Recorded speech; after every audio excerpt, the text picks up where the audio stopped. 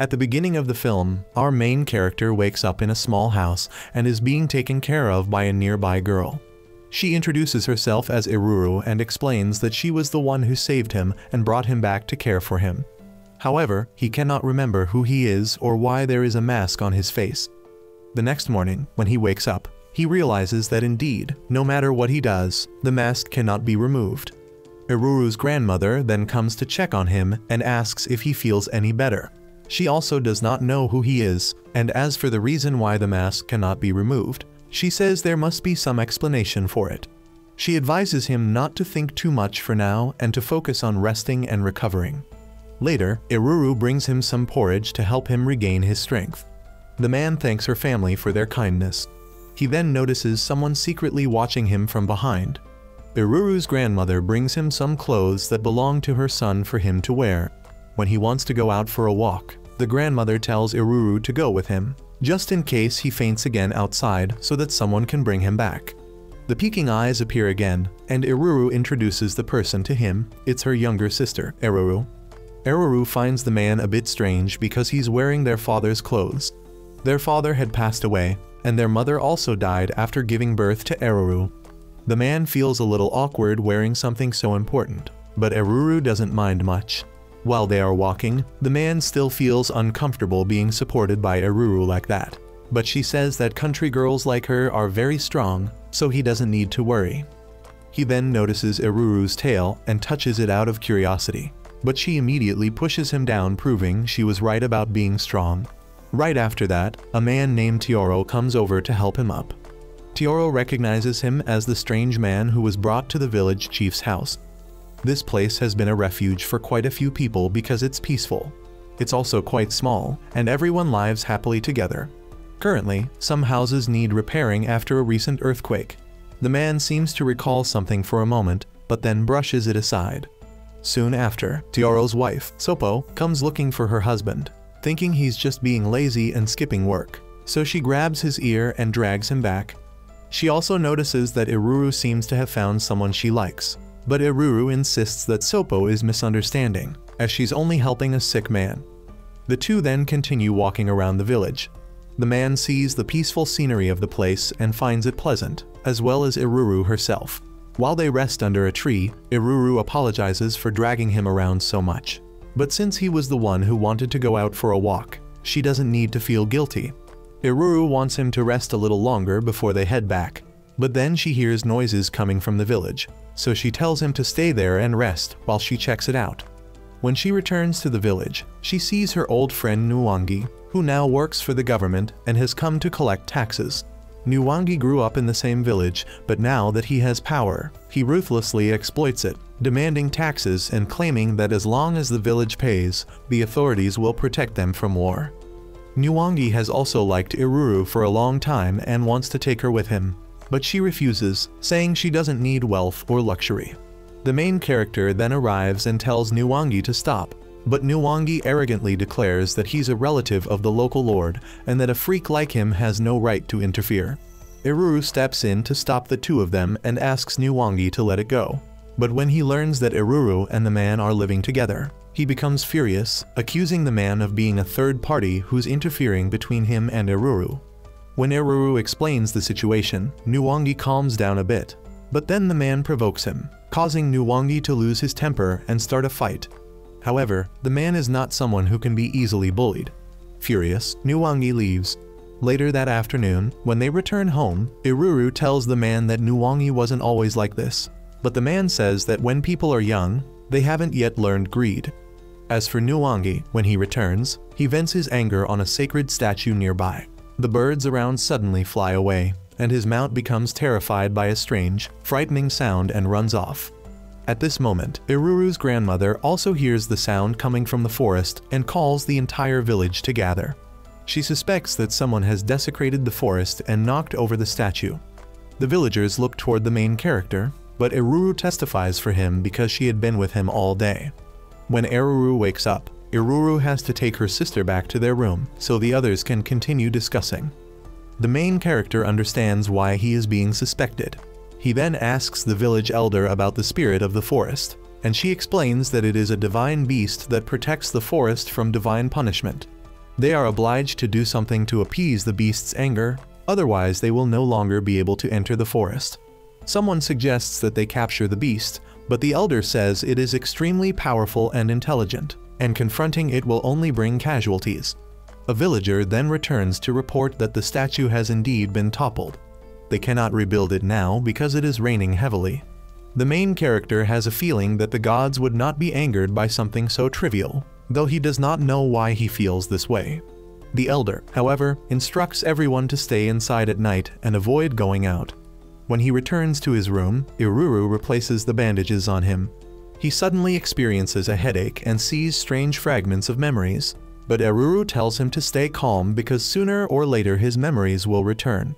The next morning, the main character joins Iruru's grandmother, Iruru, and a group of men from the village to go see the statue's condition.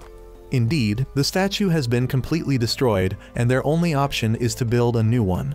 Some begin to feel scared and want to leave, because not long ago, a neighboring village was attacked by a ferocious creature.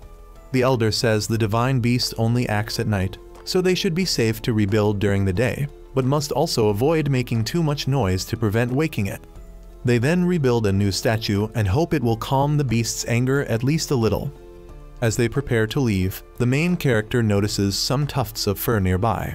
When they return to the village, it is already near dusk. The elder advises the men to return home to their wives and children early. Tioro also asks the main character to look after Iruru's family. They then notice that Iruru is also hiding nearby and seems to dislike the main character. Tioro tells him not to pay too much attention to it.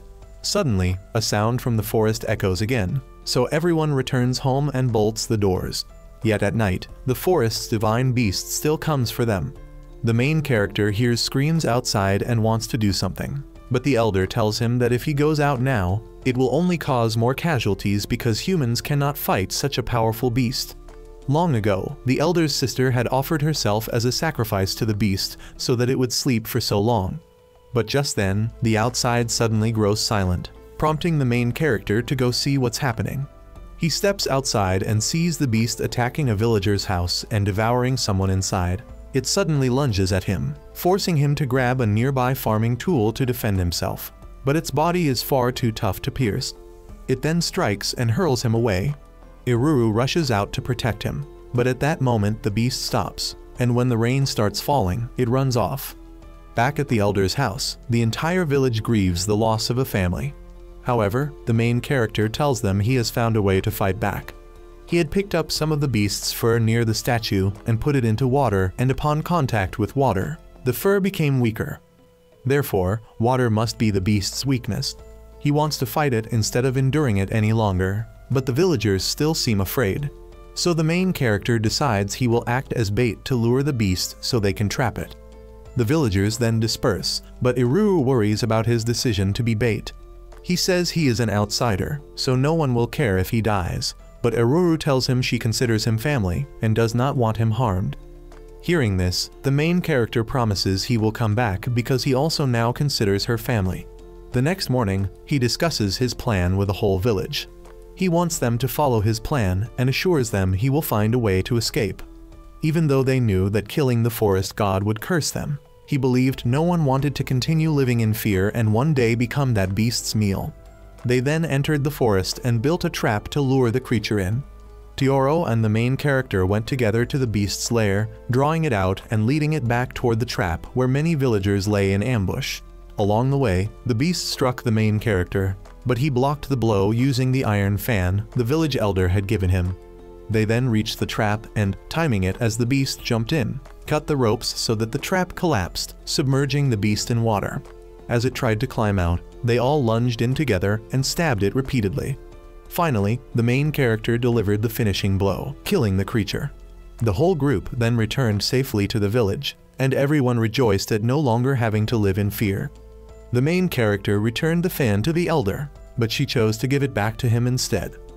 However, at that moment Iruru realized her sister was missing. The entire village searched for Iruru and eventually saw her returning from the forest carrying the cub of the tiger beast. The villagers worried that when it grew up it would be as ferocious as its mother. But the main character did not want any more killing and believed that at birth all creatures are pure. They decided to adopt the cub, and that night the whole village held a ceremony to bid farewell to the mother tiger. The elder now regarded the main character as part of the family and gave him a name, Hakuro.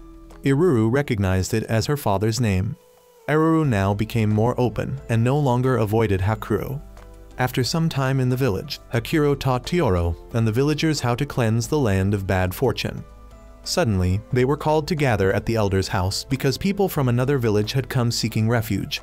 The elder opened her heart and accepted them even though the village's food supply was not enough to support so many people. She believed war was approaching and that they would need unity to survive. That night, Iruru told Hakuro that her grandmother had been taken by some men. He immediately set out to find her, asking Iruru to stay home and watch over Iruru. Following the tracks, he was ambushed from behind by an assailant but quickly escaped and realized he was surrounded. Just as both sides were about to fight, the elder appeared to stop them. The young man introduced himself as Oboro, and when Hakuro explained why he had been chasing them, the elder revealed that she often visited a sick girl and hadn't wanted to trouble Iruru, so she kept it a secret. She then invited Hakuro to come along, and together they followed Oboro to a camp. Oboro remained suspicious of Hakuro, but the elders spoke up for him. They then met Yuzuha, the sick girl who could not see but whose other senses were very sharp. She knew Oboro had returned, recognized the elder's visit, and sensed Hakuro following behind. After examining Yuzuha, the elder found she only had a mild fever and drew Oboro outside to give Hakuro and Yuzuha a chance to talk. Yuzuha wanted to hear Hakuro's story, but unfortunately, because of his amnesia, he could not tell her much. The two spoke pleasantly for a while until Oboro came in to have Yuzuha go to sleep, and Hakuro and the elder left. By the time they returned home, it was already morning. The elder explained to Iruru why she had gone out late at night, and Iruru felt reassured knowing Hakuro had been with her grandmother. That day, the village unexpectedly received a large supply of food, allowing them to survive for a while longer. On a rainy night not long afterward, Oboro's men arrived, urgently requesting the elder's presence. Hakuro went with her, and upon arriving they found Yuzuha in critical condition. After examining her, the elder realized Yuzuha's condition was severe and immediately called for the grinding tools to mix medicine. She used a portion of her precious medicine mixed with herbs to give to Yuzuha, stabilizing her for the time being.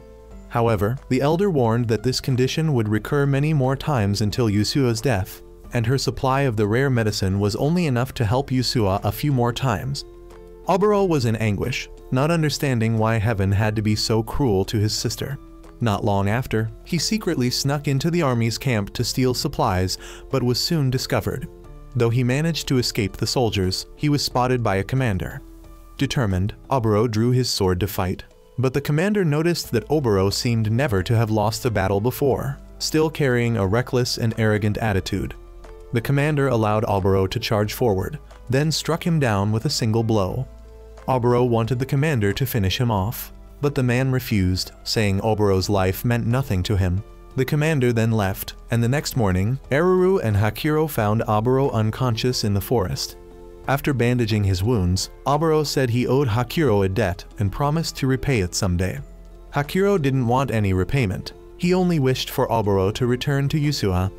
Oboro said he owed Hakuro because he feared his reckless actions might drag Hakuro into trouble. Sure enough, not long after, government troops marched to the village, with Nuwangi among them. He announced that the previous night, someone had broken into the government storage and they suspected the village was harboring the thief. The village elder stepped forward, accusing them of going too far. The government official also owed the elder a favor for curing his illness once, but he claimed her kindness couldn't outweigh the crimes of the intruder. Iruru then threw a stone at Nuwangi, and the tiger cub bit the leg of the man's mount, causing it to panic and throw the official off. The soldiers tried to attack Iruru, but the elder stepped in to stop them and was struck down by a sword. The villagers, enraged, forced the official and his troops to retreat. The villagers then gathered at the elder's house, praying for her recovery. Tioro and his wife urged everyone to go home and let her rest, but the elder knew her time was near. She gave her final words to her two grandchildren, asking them to live in harmony and love one another, for they only had each other a sister and a brother. She then called Hakuro over, entrusting him with the care of her young grandchildren. She said she had lived long enough and was ready for her next journey, having no regrets or lingering attachments left in this life. After that, she peacefully passed away. Hakiro then went to inform Oboro of her death. Overcome with rage and sorrow, Oboro blamed himself for her death, but refused to forgive the one who had slain her. He asked Hakiro to take care of his younger siblings, then left alone. Oboro infiltrated the government residence, cutting down several guards at the gate before being overwhelmed when the official appeared with a group of archers. He was subdued and captured immediately. Meanwhile, back in the village, everyone gathered together, and Tiyoro declared that the elder had entrusted everything to Hakiro, making him the new village chief. Oboro's siblings begged to rescue him, saying that since the elder had once saved everyone, they couldn't stand by and do nothing. Hakiro saw that everyone understood the risks, but chose to follow them. He ordered them to arm themselves with farming tools, and together they stormed the government residence. As the new chief, Hakiro personally led the charge to raise morale. The commander from before approached Oboro again, saying he had spared his life only for Oboro to come back and throw it away. He told Oboro about the battle outside, mocking that their small band would soon be crushed. When asked why they didn't just live quietly, Oboro replied that living like that wasn't truly living, it would make them unworthy to face their loved ones. Intrigued by Oboro's conviction, the commander decided to see how his words would play out, leaving behind a sword, cutting one of Oboro's chains, and setting him free before leaving with his men. With Oboro's return, Hakiro's forces rose once more and fought their way to the official's chambers. Cornered, the official was left with nowhere to run, and Nuwangi was shocked to learn the village elder had died. He fled in panic while the soldiers charged, only to be wiped out in an instant. Hakiro then advanced and executed the government official. Afterward, he assessed the damage and wondered whether what they had done was truly right. He then asked Oboro if he was feeling better, only to punch him once, since it was Oboro's reckless actions that had pushed them onto this path. Not long after, the main army would soon arrive to crush them. Hakiro partly blamed himself too for letting things spiral out of control. Later, he met Iruru again and collapsed before her, but only to rest and think further about long-term strategies. Meanwhile, the commander returned to the Lord and reported the villagers' uprising. The Lord immediately ordered him to lead an army to crush them in retaliation for his younger brother, the one Hakiro had killed earlier. The commander had no choice but to obey. During this time, Hakiro had the villagers build defensive walls to prepare for the coming battle. Aruru and Iruru came to help. But during a break, Hakiro told both sisters they should go back soon, as this place would soon become a bloody battlefield. However, Iruru already understood this, so both sisters insisted on staying. Hakiro worried about disappointing the late elder, but truly, if the sisters left, the logistics section would be short-handed. Soon after, unexpectedly, Oboro's group arrived at the village to take shelter. Oboro said Hakiro had saved his life, so he was ready to give that life to Hakiro to use as he wished. But Hakiro didn't want a reckless man. Therefore, Oboro formally accepted Hakiro as his elder brother and swore to serve him with all his strength from then on. That night, Aruru and Iruru went to Yusua to care for her on the elder's behalf. At the same time, Oboro told Hakiro that the reason they had all come was Yusua's decision. She had firmly insisted on coming to help no matter what. This was the first time Yusua had made a selfish choice for herself, and she had prepared herself to be driven away if she became a burden. But Hakiro would never do that. At that time, he was writing letters to neighboring villages seeking their help for the uprising. He didn't care about numbers, he just needed some to respond. A few days later, the villagers began training to fight and use weapons like soldiers. One night, while walking with Iruru, Hakiro unexpectedly found Aruru sneaking near the food storehouse. She refused to let anyone inside, and when Hakiro looked, he was shocked the tiger had grown too quickly and had eaten a large amount of food. But he let it go, because the tiger seemed very fond of Aruru, and he didn't want to provoke it and risk dangerous consequences. The next day, Hakiro set off to seek support from other villages, taking Oboro and his two younger siblings with him. As they neared a new village, the four saw smoke rising ahead.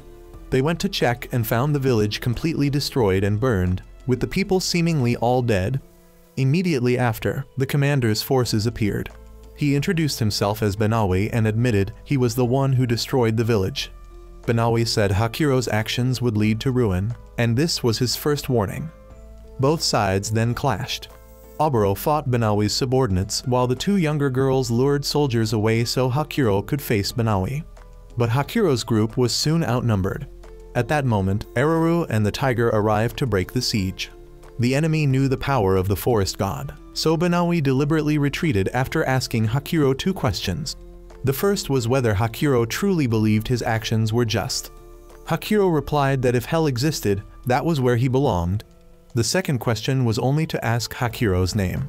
As Banawi left, Hakuro realized the destroyed village had not been Banawi's doing, and their skirmish had been a test rather than a serious fight. However, the destruction of this village would serve as a warning to the others, prompting them to join Hakuro in search of hope for the future. The reason Hakuro did not see himself as righteous was because his uprising had started from the murder of a loved one. If he had endured and not rebelled, none of this would have happened. Oboro told him never to doubt his own ideals like that again. Hakuro then thanked the tiger and Aruru for coming to save them, but next time, he wanted Aruru to wait for him at home. Meanwhile, Banawi had returned to report to the Lord and learned that the village he had just set foot in had been ordered destroyed by the Lord himself as a warning to rebels, and the one who personally carried out the massacre was Nuwangi. Because of his failure, Banawi was demoted, and Nuwangi was assigned to take his position. A few days later, Nuwangi came to provoke Banawi's subordinate, Kuru, claiming that a talented man like Kuru belonged on the battlefield, not standing guard here. Nuwangi promised him a better environment, but Kuru said he would only serve and follow Banawi. At that time, Banawi was wondering what Hakuro was doing now. He then told Kuru to prepare supplies so they could head out on a mission soon. On Hakuro's side, in recent days, the number of people joining them had greatly increased. He had only one condition: they must absolutely obey his commands, and, of course, they all agreed. That day, the villagers suddenly brought in a suspicious man Aruru had caught trying to climb over the wall. Oboro thought he was a spy, but the man claimed he was just a merchant trying to sell goods to an old customer. He said he had always done business in the capital, but today the guards had changed. Hakuro told him they had just seized this place. Oboro still found him suspicious and wanted to kill him immediately, but the man said if they didn't believe he was a merchant, they could search him freely. Hakuro then wanted to see what he was selling, so the merchant unpacked his goods. Among them were many herbs, which Aruru recognized well. Besides herbs, he also carried toys and jewelry. Hakuro told him that this place would soon become a battlefield, but the merchant didn't believe it since everything around still looked peaceful. Hakuro then told Aruru to prepare some food to see the guest off. As he escorted the merchant out, the man pointed out that Hakuro was still too trusting. If he had really been a spy, Hakuro might already be dead. But when Aruru came to see him off, the merchant had no choice but to leave. Meanwhile, Banawi had been assigned to capture and guard a strategic point. At that moment, they heard someone had broken in, so they split up to pursue. Banawi and Kuru caught the intruder, but it turned out to be an innocent person trying to escape the war, so they let him go. Banawi later met with the merchant to buy information that he had recently obtained. On Hakuro's side, they identified the stronghold Banawi had just taken as an important location for recruiting more people. Just then, the fugitive arrived there to seek help from Hakuro. After learning the stronghold had been seized, Hakuro decided to take it back, setting out the next morning. After a day's march, that night Hakuro ordered the entire force to ambush outside the stronghold. When he saw the enemy troops growing tired, he gave the signal to attack and led the charge himself. His forces broke through the walls, but Banawi quickly organized a counterattack. Oboro led a unit to storm inside and create an opening for the breaching team. They successfully entered, and Hakuro unexpectedly encountered Banawi there. Oboro charged forward to fight Kuru, while Banawi rushed toward Hakuro to engage him directly. Hakuro soon noticed his forces being pushed back, and he himself was knocked to the ground. But at that critical moment, Oboro's two younger sisters arrived with reinforcements from another direction. Surrounded, Banawi ordered his troops to abandon the fort and retreat in good order. He hadn't expected Hakuro to split his forces into two fronts to attack simultaneously. Hakuro was praised for this tactic. Though it was a risky move, if reinforcements hadn't arrived in time, they would have been doomed. Hakuro was the kind of man who never fought unless he was certain of victory. When they returned with their triumph, everyone rejoiced except Iruru and Eruru, who felt a little sad, for Hakuro now belonged to everyone, not just to the two of them anymore. At this time, Banawi was being scolded by the Lord for his failure, while Nuwangi had just returned after destroying another village. Banawi was dissatisfied because the place Nuwangi attacked had nothing to do with the rebels. The Lord claimed that they needed to eliminate all potential threats that could help the rebellion grow stronger. But this disregard for the common people enraged Banawi. He decided to leave the Lord's service, only to be thrown into prison. After that, Hakuoro continuously led his army into battles and achieved victories across the eastern regions surrounding their base. Although they had gained more allies, Oboro was still displeased, as these new allies were merely opportunists who followed whoever held power once the Lord, and now them. Tioro, however, didn't care, saying that having more troops was all that mattered. That night, Iruru found that Hakuoro was still awake and came to ask him for a favor to spend some time visiting Yasuha. Hakuoro then went to see Yasuha, and as the two talked and listened to the sounds of the night sky, Oboro suddenly arrived to report that something had happened. Nuwangi was once again leading troops to attack another village. He had ordered his soldiers to kill all survivors to prevent any future retaliation. Though the soldiers hesitated, just as they were about to strike, Hakuoro's army arrived to stop them. They quickly suppressed Nuwangi's troops, forcing them to retreat. Soon after, another group of soldiers arranged by Hakuoro charged in from behind, surrounding Nuwangi's forces. His men fled, abandoning him behind. He was swiftly captured by the villagers and brought back to the city for judgment. Later, Iruru went to meet Hakuoro and saw Nuwangi again. Everyone decided to let Iruru determine Nuwangi's fate, whether he should be executed or imprisoned, but she chose to release him. No one could go back on their word, so they followed her decision and let him go. Afterward, Hakuoro's army continued to advance steadily, gradually sweeping away and driving back all of the Lord's forces. Eventually, they surrounded the capital, where the final battle would take place. On the day of the march, the entire army gathered around the Lord's capital. When the Lord heard that the enemy had arrived, he remained calm, saying everything should be left to Nuwangi. However, since Nuwangi had disappeared for several days, he had no choice but to let his soldiers handle it themselves. The troops were hastily deployed throughout the city, and this poorly organized defense was quickly seen through by Hakuoro, who prepared a counter-strategy. He then ordered the vanguard to charge forward and clear the path. The army advanced, crossing the moat and setting up ladders to climb the walls. Immediately afterward, another squad rushed to break open the gate. Once the gate opened, Hakuoro commanded the entire army to storm in. His forces began to overpower and dominate the enemy soldiers. During the chaos, Kuru took the opportunity to rescue Banawi. However, instead of fleeing, Banawi decided to fight this battle as a commander. When Hakuoro and Oboro stormed in, they encountered Banawi and Kuru. Oboro charged forward, but Banawi blocked his attack and noticed how much Oboro had improved. As enemy soldiers began to arrive, Oboro left to deal with them. Banawi and Hakuoro then briefly clashed before Hakuoro's army gradually pushed deeper into the city. Kuru then stepped in to cover Banawi, allowing him to leave first. Banawi rushed to the Lord's chamber and informed him that he had lost the battle. After a moment of panic, the Lord demanded Banawi to help him escape, but Banawi said that only those who could flee now. If the Lord didn't want to be executed by the people, Banawi was willing to send him ahead right this moment. Meanwhile, Oboro quickly rushed in and fought in Hakuoro's stead. At that moment, Banawi decided to take the Lord's life. Without saying a word, he struck him down. When Hakuoro arrived, the Lord was already dead. Banawi told Hakuoro to take care of the country from now on and expressed his wish to die alongside the Lord. However, Hakuoro stopped him, saying that since the nation had changed hands, Banawi's duty was not yet over. Banawi then went outside with Hakuoro and announced that the Lord was dead. With no reason left to fight, the remaining soldiers laid down their weapons. Thus, both sides reconciled, sitting together to rest and share a meal. Banawi also began to develop a more favorable view of Hakuoro. Meanwhile, at the church, they had received news that another nation had been defeated and overthrown. When the priest heard the name of the new country, he was greatly surprised it was the same as the name of the village elder woman. At that moment, the saint arrived to inform the priest that she would personally visit this newly founded country. The priest was worried that the land might still be unstable after the war, but since the saint had already made up her mind, he had no choice but to agree.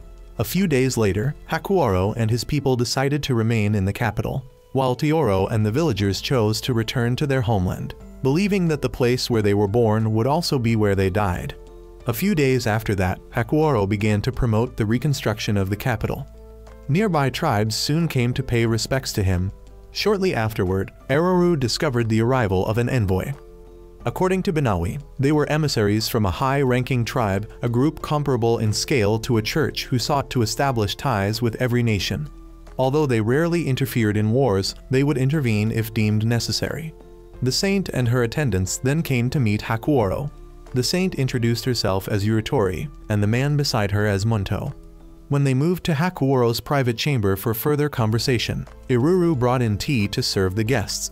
Munto initially thought it was a common, low-quality tea and assumed Hakuoro was being disrespectful, but upon tasting it and finding it delicious, he immediately took back his words. Yuritori requested that Hakuoro personally guide her around the city under reconstruction. While Hakuoro was willing, Benawi insisted that he stay in the residence to handle administrative work, so Aruru would serve as their guide instead. Yuritori observed that this land had just emerged from tyranny, and the people were now finally able to live in peace and rebuild their lives. Soon after, a few children passed by and plucked feathers from Munto's wings before running off. Meanwhile, Hakuoro was still buried in his tiresome pile of paperwork.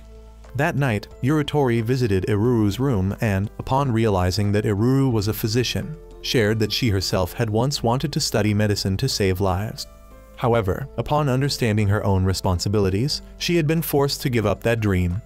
Aruru, on the other hand, explained that she didn't become a healer purely to save others. Her grandmother had once been a beloved village doctor, and Aruru wished to be like her. Around the same time, Hakuoro went out to the lakeside for some fresh air, where he saw a girl with black wings playing by the water. When he looked away for a moment, she suddenly disappeared.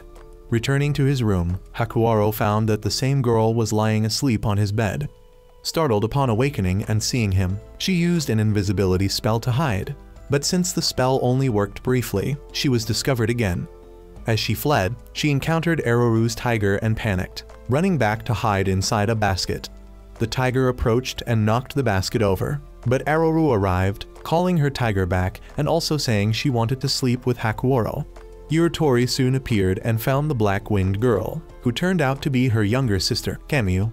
Worried that her sister had caused trouble, Yuritori offered to take responsibility, but Hakuoro held no grudge and even welcomed Kamyu to stay as a guest. The next day, Hakuoro's work piled up even more. Oboro and Kiru came to argue over how the military should be reorganized, while Kamyu went looking for Aruru, hoping to become friends with her. However, Aruru kept running away from Kamyu. Still, Kamyu refused to give up and continued to follow her. She tried to be kind and friendly, yet Aruru continued to avoid her. When Kamyu met Hakuoro again, she asked him how to make friends with Aruru. He gave her advice and asked her not to tell anyone that he was sneaking away from work to relax. Meanwhile, Benawi returned to the office and discovered that Hakuoro had slipped out. Kamyu then brought beeswax and honey to offer to Aruru. Aruru wanted Kamyu to eat with her. Though Kamyu was initially nervous, after tasting how good it was, she finally succeeded in befriending Aruru and also Yuzua.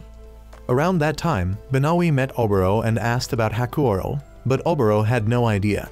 Just then, Munto crawled out from hiding. He had been tied up by Kamyu. He asked the two of them if they had seen his princess, but Benawi noticed Kamyu, Aruru, and Yuzua all playing together outside with the tiger. The three of them spent the entire day happily playing together before returning to sleep in the same room that night. At that time, Yuritori came to see Aruru and told her that she had known of Aruru's grandmother.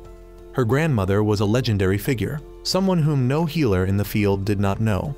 Though death is said to return all living beings to the gods, it still remains a sorrowful thing. Aruru felt sad as she spoke of her grandmother, but she knew she could not remain attached to that sorrow forever, for her grandmother surely would not have wanted her to. The next day, when Hakuoro went to feed the tiger, he found the three girls all sleeping on top of it. He silently hoped that these peaceful days could last forever. After several days, Yuritori and her entourage departed, satisfied that life in this land had changed for the better. Kamyu was reluctant to leave but promised that she would return soon to visit Eruru and Yuzuha. In the following days, another delegation arrived to meet Hakuoro. Unlike the friendly envoys from the church, these ones carried an imperial decree from the lord of the Shikri region, King Niwo, demanding that the land Hakuoro had conquered be placed under their jurisdiction. It was clear that their intent was to annex the territory, prompting Oboro to immediately reach for his weapon, but Hakuoro stopped him. Remaining composed and polite, he expressed apparent willingness to submit while inviting the envoys to stay for a few days while he and his council discussed the matter. A few days later, they escorted the Shikri delegation out of the capital. Oboro was furious at their arrogance, but Banawi explained that Shikri was a powerful nation, its military and territory both at least 10 times greater than their own. However, Hakuoro showed no hesitation. He instructed Banawi to begin fortifying the border defenses. When the delegation returned and reported to Niue, they mocked Hakuoro as a cowardly lord too afraid to defy them, one who even hosted a banquet for their emissaries. Yet Niue saw through Hakuoro's scheme immediately. He realized that Hakuoro merely regarded them as a troop of performing monkeys, and he had no use for such a man. He ordered his forces to prepare for battle. That very night, Shikri's army launched their first attack. Kiru hurried back to deliver the report. The fortress of Opak had been attacked and fallen. A war council was quickly convened. Hakuoro commanded the border troops stationed at Kinohan and Shishimaru to regroup at Haohoro Fortress under Banawe's leadership. His order was simple: hold out for 3 days to give Hakuoro time to prepare. As for Oboro, Hakuoro entrusted him with a confidential mission. That afternoon, Hakuoro assigned several tasks to the merchant before sending him off. Afterward, Iruru came to see him. She knew they were preparing for war and had overheard that Hakuoro was working on a forbidden medicine. She told him that her grandmother had once forbidden the creation of that drug because it could bring catastrophe. However, Hakuoro asked her to trust him and wait for his plan to unfold. The next day, Shikri's army reached one of the strongholds, but Hakuoro's troops had long since withdrawn. At Haohoro, Banawi ordered his men to gather bows, arrows, and large stones onto the fortress walls. Not long after, Hakuoro began marching to the battlefield, this time forbidding Eruru from coming along. That night, Shikri's army arrived and surrounded Banawi's fortress. They began their assault, but Banawi commanded his men to fire volleys of arrows and drop heavy stones, preventing any enemy soldier from scaling the walls. As for Oboro, under Haruko's orders, he infiltrated the enemy camp and placed something inside their food storage. Hakiro observed from a distance, and at that moment, he noticed that Eruru had followed him. She said she had a bad feeling and asked him directly what his true intentions were. He explained that humans need food and water to survive, and without them, they cannot live. The forbidden thing he mentioned referred to explosives. Just as he finished speaking, the enemy's food storage exploded. That was the answer to Eruru's question about what the forbidden thing was. Hakuoro had used a mysterious substance, combining it with another to create a terrifying destructive power. A massive flame erupted from the warehouse, a cruel but effective tactic. Hakuoro admitted that he did not want the sisters to witness such a sight, but circumstances did not allow otherwise. When the enemy tried to save their supplies, Hakuoro's forces launched an ambush and won a complete victory. However, what Hakuoro did not expect was that Neil himself would appear on the battlefield.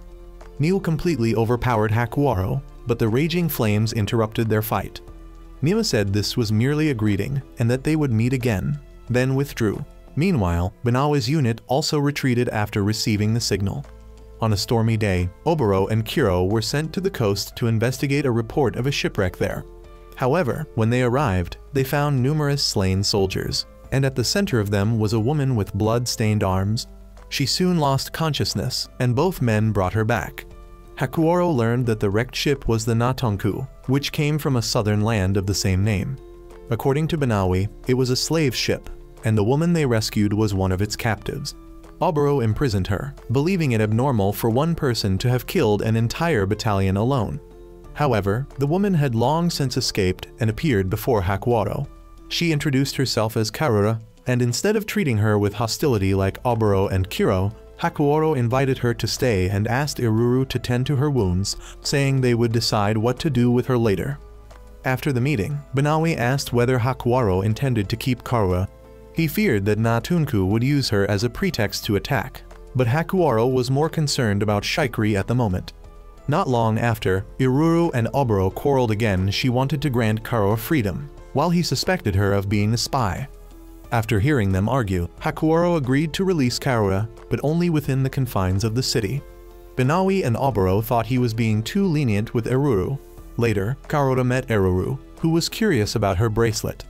Instead of revealing it as a slave's shackle, Karura said it was merely jewelry. She even made Iruru a flower bracelet, delighting the little girl. Iruru offered to prepare a bed for Karura, but she refused, saying she was used to sleeping in cells. Her only request was for wine, which she drank in great amounts. In the following days, Karura often strolled around the city, while Kuro grew bored because the soldiers weren't strong enough to be his opponents.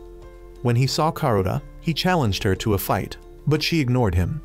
Meanwhile, inside the residence, Yutori came to see Hakuwaro and offered to become his Yomoro. At that moment, Iruru also led Karura into the meeting, and upon seeing each other, Karura and Yutori reacted as though they were old friends reunited. The two then sat down and drank together. Hakuwaro discussed with everyone whether Karura should join the army. He believed that since Shikri was eyeing them, they needed to strengthen their forces. The Yomoro would handle diplomacy, and aside from Oboro, everyone agreed to accept Karura. She then appeared and volunteered herself, suggesting that if they wanted to test her strength, they could fight her. Oboro and Kuro eagerly volunteered, but Banawi said he would take the match instead. The two went outside to duel, and once the battle began, Karura displayed overwhelming power. Her speed and strength were exceptional. However, none of her swords could withstand her strength and broke every time they clashed with Banawi's weapon. By the third sword, which also shattered, the match was called off. Not long after, a merchant arrived with a gigantic weapon Karura had ordered. It was extremely heavy, and only she could lift it. She swung it once and shattered an enormous boulder. After that, no one had anything left to complain about her. At that same time, Yutori had returned after visiting other lords. She brought back information that they were willing to attend the ceremony to sign a long-term alliance agreement. To guard against Niwi, they needed the support of surrounding nations. With their help, Shikri would not dare to make any reckless moves for the time being, giving them more time to prepare. Not long after, the lords all arrived. Yutori read the oath before everyone, after which they each stepped forward to seal the agreement. Just then, a commotion broke out outside. It was Uncle Toro rushing in.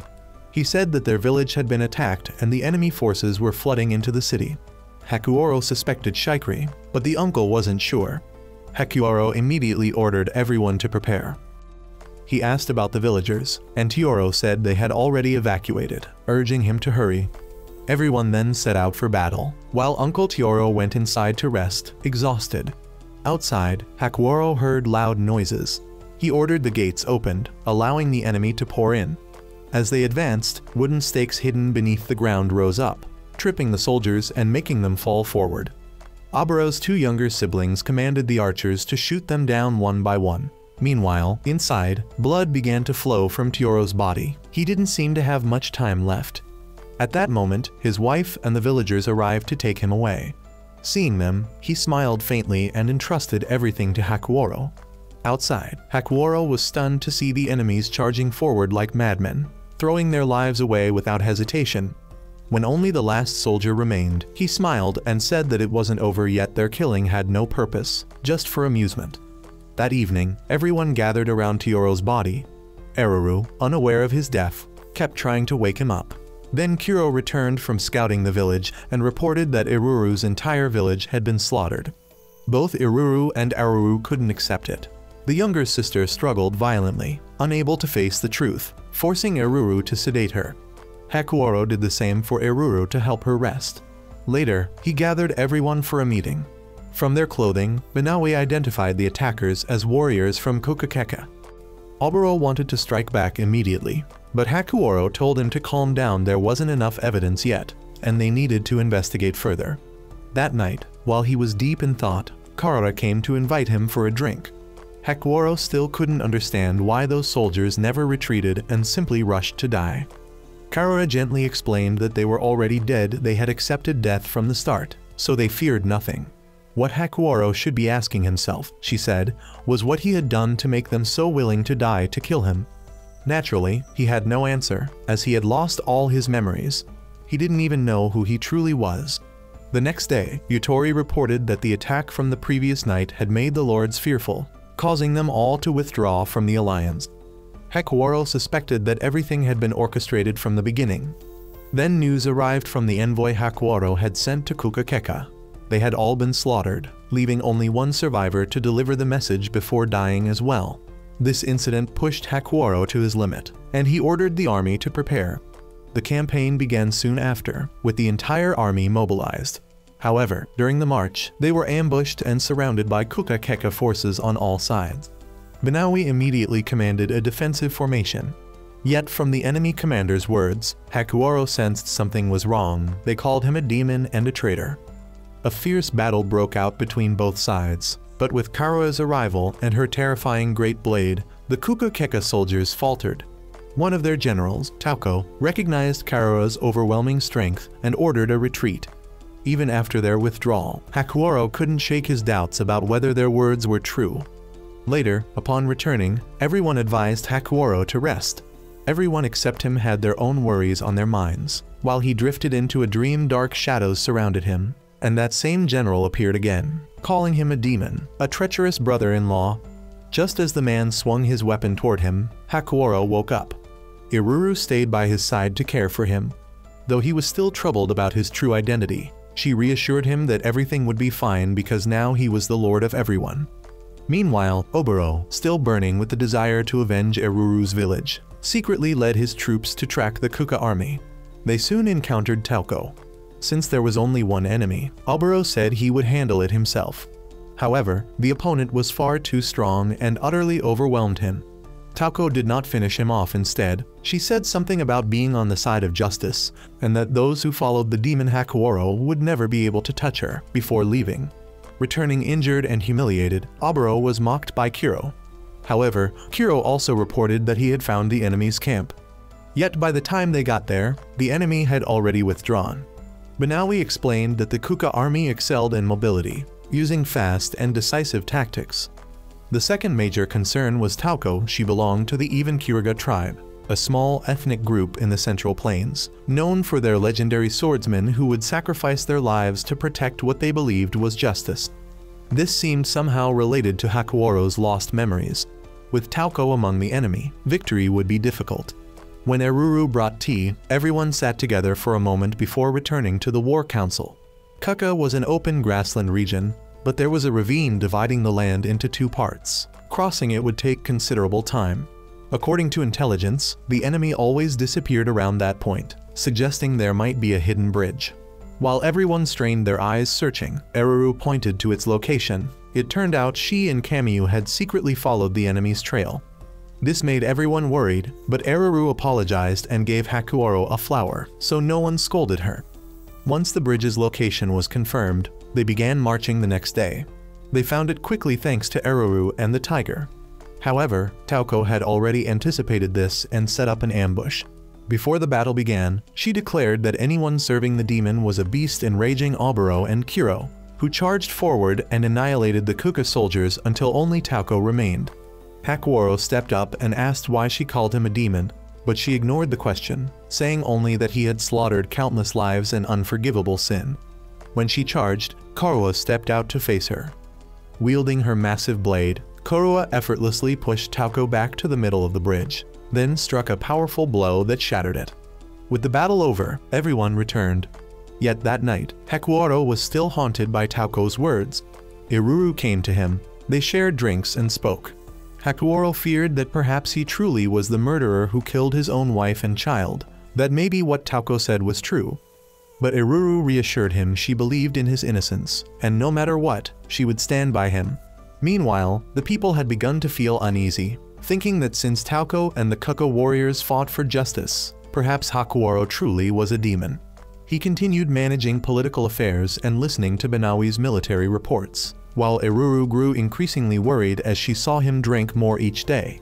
He was afraid of himself, afraid of who he really was. His hands trembled uncontrollably, but a gentle embrace from Iruru behind him soothed his fears. She told him she would always believe in him, that no matter who he was, he would always be Hakuoro. The next day, Hakuoro set aside his duties to spend time with Iruru and Eruru.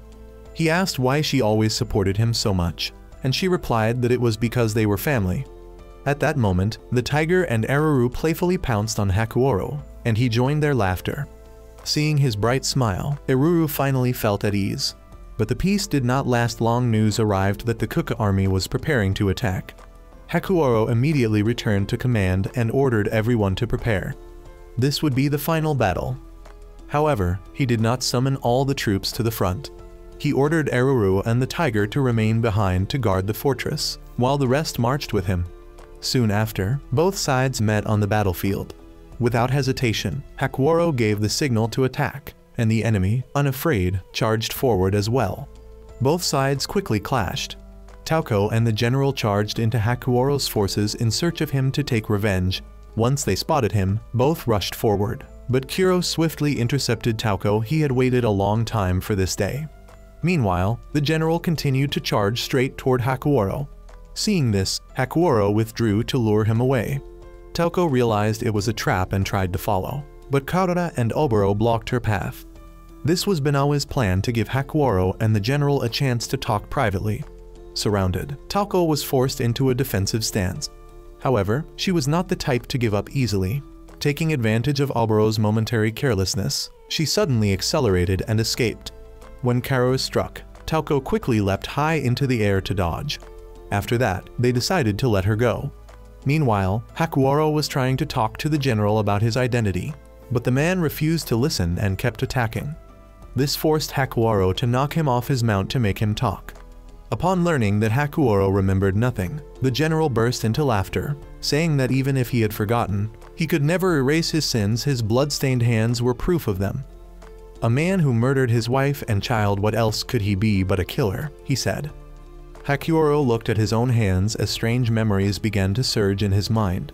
A dark aura then enveloped his body, terrifying the general. But before Hakuoro could do anything, the general was assassinated by Niwa. The true mastermind behind everything was now obvious. After sowing more hatred within Hakuoro, Niwa left. Tauko arrived just in time to witness everything, realizing she had been manipulated like a puppet all along. After the battle, everyone returned. Though technically a victory, no one felt happy. Meanwhile, Niwa's army was advancing to attack them. Throughout the following battles, the Shikrypshim forces continuously raided and slaughtered villages within Hakuoro's territory, and it was always Oboro who led troops to intercept them. Binawi reported that although they had won many skirmishes, the Shikrypshim army had now set up camp right on the border, and dozens of villages had already been destroyed. Furious, Oboro loudly insisted that they should invade Shikrypshim to avenge the devastated villages and the countless innocent lives lost. He believed this was the only way to repay the enemy's cruelty 100-fold. However, Hakuoro remained calm and cautious, making a completely opposite decision to focus solely on defense, strengthening patrols along the border. This sparked intense opposition from Oboro, who could not understand why Hakuoro would choose what seemed like such a cowardly path. But Hakuoro's decision was final and unchangeable. At that moment, Yutori interrupted, bringing Tauko with her. Tauko had prepared herself for execution, believing her death might atone for the sins she had unknowingly caused, even if it had all been a tragic misunderstanding. Yet Hakuoro offered her a different way to atone. Instead of taking her life, he returned to her a precious belonging and entrusted her with a mission to return the body of King Orikaken, the ruler she once served, to his homeland. Hakuoro explained that King Orikaken was not an enemy, but merely an unfortunate victim deceived by a wicked mastermind, who was the true source of all evil. Hakuoro's compassion deeply moved Tauko, making her feel she owed him a great debt of gratitude. But just as their conversation ended, an urgent message arrived. The Shikrypshim army had once again crossed the border to continue their invasion. Hakuoro and his commanders, including Oboro and Kuro, immediately set out for battle, leaving Tauko behind to carry out her mission. On the front lines, the arrogant Shikrypshim forces advanced toward a village they intended to burn to the ground, unaware they were walking straight into a trap.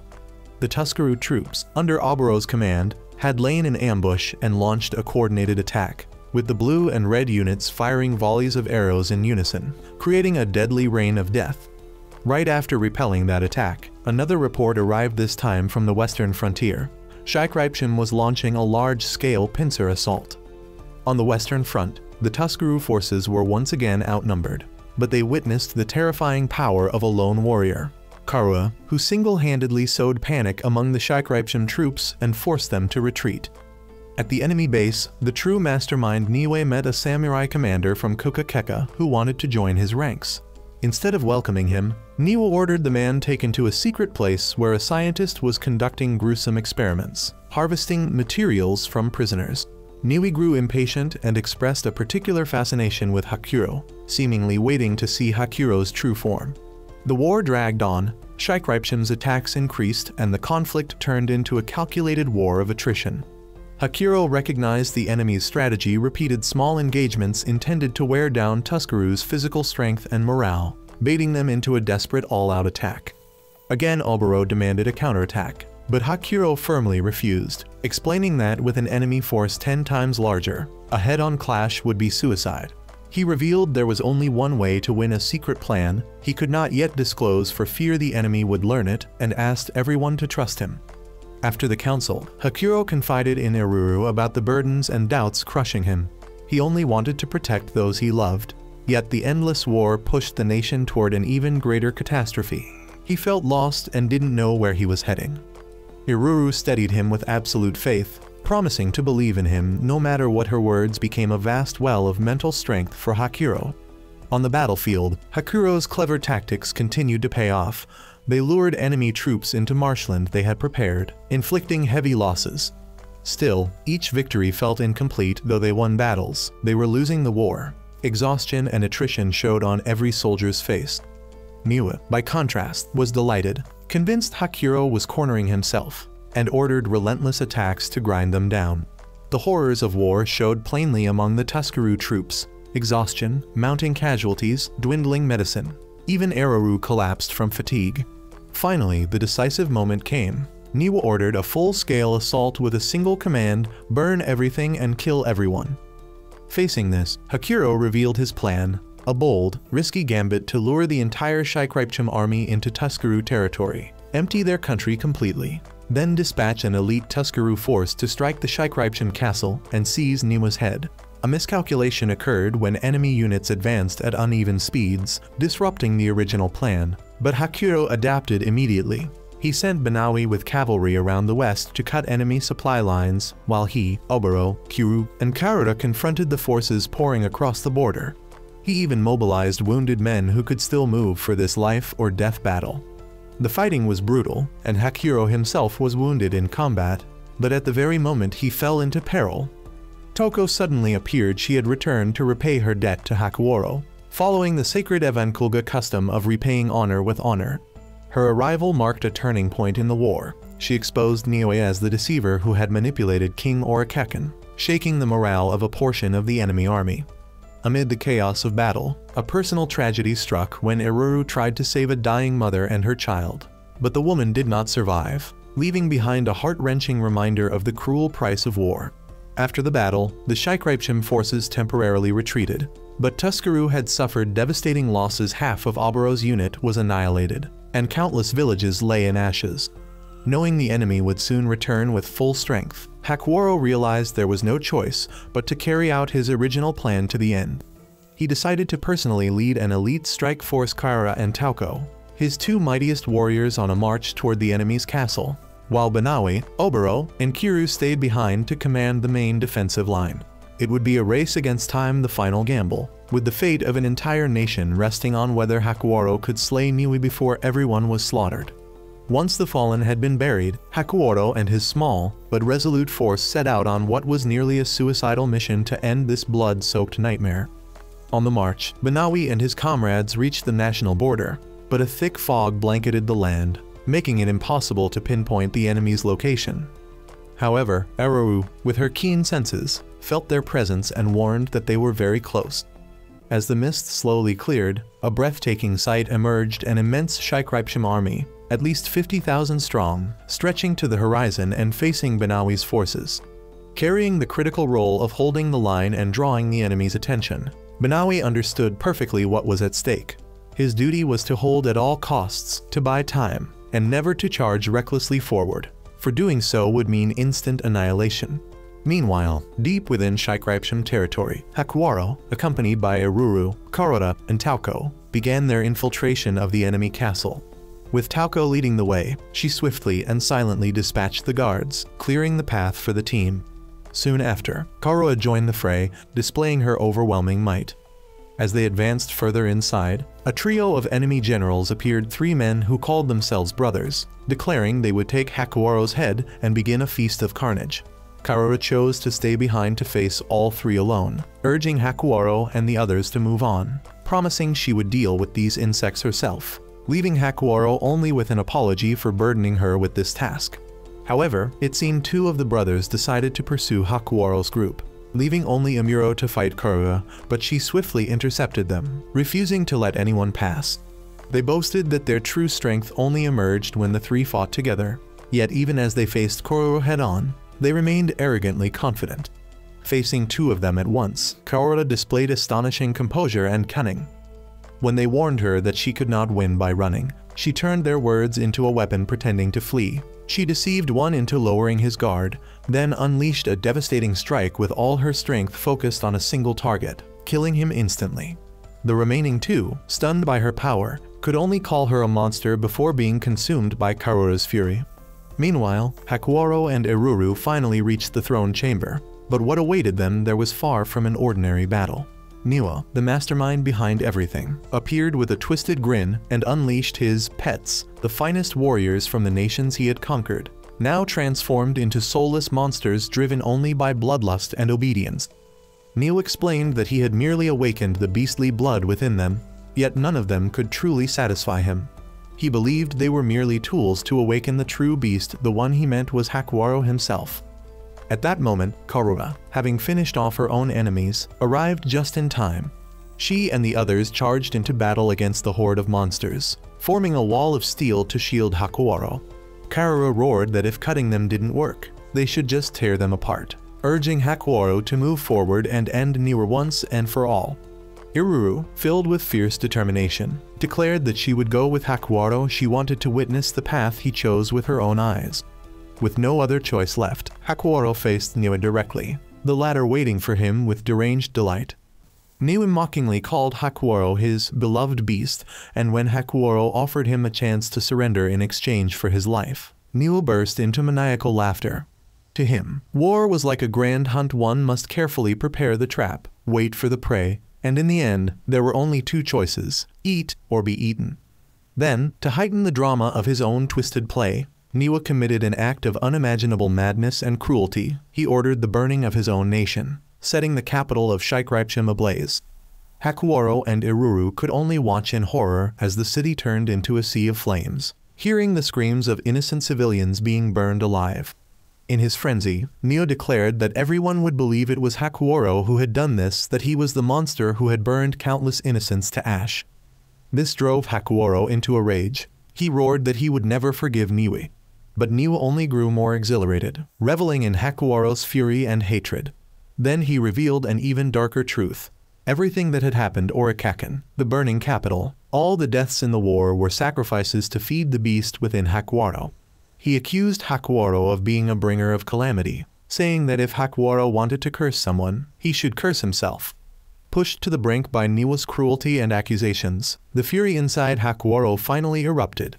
A vast, primal, and terrifying power awoke within him, transforming him into something entirely different, a beast, just as Niwa had desired. His eyes blazed with an otherworldly light, his body wrapped in violent energy. Iruru could only retreat in terror, while Niwa laughed with ecstatic delight, shouting that he had waited so long for this moment. Hakuwaro roared that he would destroy Niwa, and the 2 clashed in a final battle atop the burning castle. Niwa's sword danced wildly, his excitement peaking as he called Hakuwaro his ultimate prey, savoring the sensation of fire scorching his skin. But Hakuwaro, fueled by the anguish and hatred of thousands of lives destroyed by Niwa's madness, unleashed a cataclysmic force. He roared, demanding to know if Niwa was satisfied, if this was truly the ending he sought after sacrificing so many.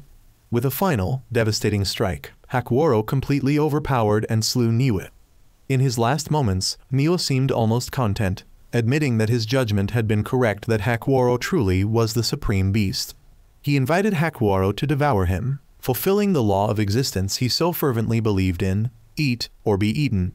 And then, Hakuoro fully transformed into a monstrous creature, tearing Neo into 100 pieces.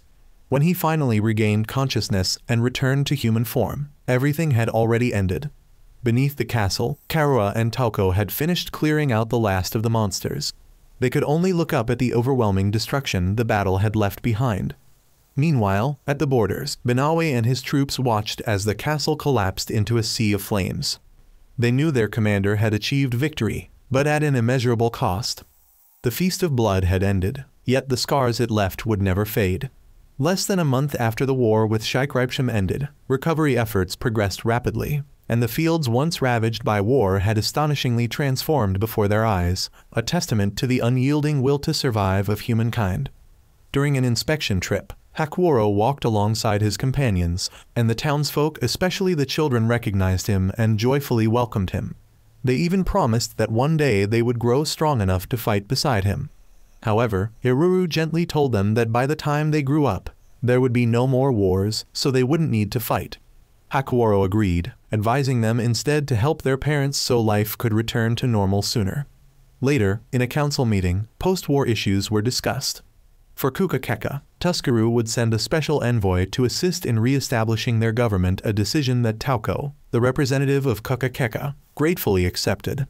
However, the situation in Shikrypsham was far more complicated, as their capital had been completely burned down and only about 10% of the population remained, making reconstruction extremely difficult.